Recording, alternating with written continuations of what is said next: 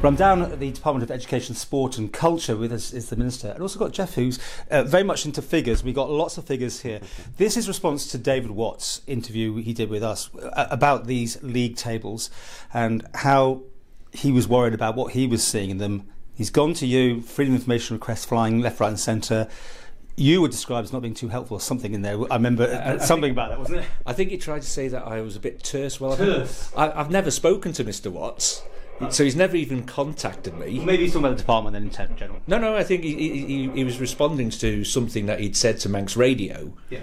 And then said I'd been terse. And unfortunately, if he contacted us, we'd be more than happy for him to come in here and we'll go through. Because when you look at these figures, we don't know how he's correlated what he's got against what we've got. And this is a problem when you've got figures, because anyone can jiggle figures to show what they want. And I understand that he had something, but he had to do it without all your bits, because you've got the full tables. Yeah. Well, I think it's over to you then. Where was he right? Where was he wrong on what he was saying? I mean, there's so many things being said in that. People need to refer back to that interview probably to really check it. But give us some highlights of what you think was done. Of course, yeah. I mean, it's a great example of why if you take one particular metric, you're not getting the full overview. If you take one particular thing and if you don't really grasp what you're getting at, what you're looking at, then there's a danger in it. So, for example, Mr. Watts used what's called the 8-level scale, which is the way we assess pupils. And the expected level of attainment at the end of primary school is level 4. Okay. Now, in 2005, when the department moved away from formally sitting SATs at the end of Key Stage 2, a number of working parties developed criteria for achieving a level 4, level 5 on the Isle of Man. And at that point, we broke those levels down into finer gradations. So we've got a level 4C, a level 4B, a level 4A. Now, all Mr. Watts has concentrated on is those who've achieved a level 5. But of course, a level 5 on the Isle of Man, to achieve a level 5 is different. It's broadly based on that 8-level scale, but it's different to a level 5 in the UK. And he, interestingly, later in his interview, he alludes to subordinate clauses, formally undertaking long multiplication and division, the passive voice, so on and so forth, as some of the skills that are in this new, more rigorous, demanding curriculum in the UK.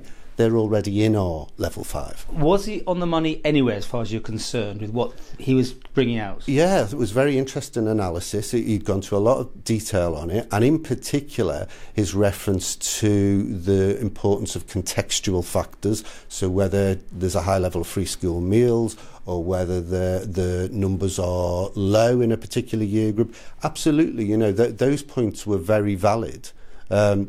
We've just got to be careful, I think, on the Isle of Man, that our policy is based on evidence. And there's a vast amount of evidence that tells us that the introduction of what you might call league tables can have very harmful effects on young people. Well, and also the parents who are watching and thinking where they're going to send their children. The one thing that struck me was School Belgilt and St Thomas. It kept coming out. Minister or you, I'm not sure who, if it's a political question or it's just a facts and figures answer, but over to you. Was he there correct that these schools were performing vastly different? No, I wouldn't use the word vastly. Our schools, there are differential levels of performance. It would be very unusual if there weren't. And, in a school like St Thomas's, it's really difficult to form judgments on the whole year group that was assessed was 9 pupils. And indeed, if you take a small subset out of that, which is those who've achieved over and above what you might expect, that's a tiny number of pupils, and it makes a huge difference to the overall percentages compared to a school where you've got 30, 40, 50 pupils. So I think what we like to do on the island is we like to look at a broad range of indicators.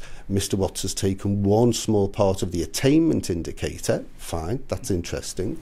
But we would like to look at attainment. We'd like to look at where a pupil starts and where they end up and the difference a school makes. And we also like to look at other things that, again, I think he refers to in his interview, where we're talking about the skills that young people develop for life. Yeah. And I think there's another issue in there as well, that when I go around and talk to the teachers, and you go around the schools, when you've had teachers that have come over from England to the Isle of Man, about how much they prefer the system that we've got in the Isle of Man, and how they say they have colleagues and friends in England who are getting out of education because of this drive that they're saying for this test. And quite frankly, it's a snapshot at a certain period during a child's education. And then when you're going off into secondary schools and the attainment levels that we're achieving there, it all doesn't happen at a certain point, that improvement. It's people's individual attainment throughout their educational career. Okay, now let's give him his due here. He went and crunched numbers. He had to use the freedom of information. Would it not be better used to work with him, open the door, let him come in, or is this information not to be made public unless you force into it? What we've done is we've cooperated with all the freedom of information requests that we've had. So we've released the information, and indeed we've required our schools to publish their performance data on their websites, so that will be the case. But we are very mindful of not creating a climate in which the only thing that's important in a child's education, as the Minister's quite rightly pointed out, is a number they get at the end. Of course that's important. Of course high attainment is important. And again, going back to your earlier question, one of the issues that I would agree with Mr. Watts on is that there's no tension between a child enjoying their education and attaining highly. Our children generally do that. But time and time again, there's a vast amount of research out there, including some comments by Ofsted themselves in England, who've said that if you produce tables that focus on just a very narrow part of a pupil's performance, that can have really significant impacts. So let's say you take Mr. Watts's level 5 criteria. You're looking at those who exceed expected attainment. The danger there, of course, is that the schools almost subconsciously don't focus on those who are lower attaining. Well, that's not what we want. We want our schools to do the best for all of our pupils. I think people can see what you're saying, and we take that into account. But while people like Mr. Watts can get this information and create their own tables, are you not in danger of, if you don't come up with your version, his version will become factual? There is a danger that we could end up with 2-3 different types of tables out there. I think what they found in England is that the league tables hasn't benefited the general population of young people. But if we just go through from the I went on to the gov.uk education, and what it says on here is when you're going through how they're attaining, what they're saying is that they're only marking people who attended on the day and who scored above 80. So anybody who was below 80 didn't actually come into that. In the methodology that we use here, we include everybody. So this isn't apples. This is apples and pears. Yeah. So there'll be a lot of parents out there that will say, I want my child to be that high attaining, but there'll be other parents out there who will be saying, well, yes, my child is at this level now. I don't want them to be left out because they're not keeping up with the rest. We've got to give everybody the opportunity. Okay. The other thing there, Paul, is again the schools data in the UK excludes pupil referral units where children who might have social or emotional difficulties might attend, and excludes special units. Now, broadly, those pupils are all rolled up in our data as well. We're comfortable with that. We think that's the right way to go because we should have data on all of our pupils. Okay. In future, would it not make sense then for Mr. Watts to be able to come in and do something with that information, basically, so you can produce something in effect that is comparative to the UK? Well, I don't know whether are we comparing directly with the UK, because Scotland, Wales, Ireland, Channel Islands, they're all doing totally different data. So you're only picking one jurisdiction.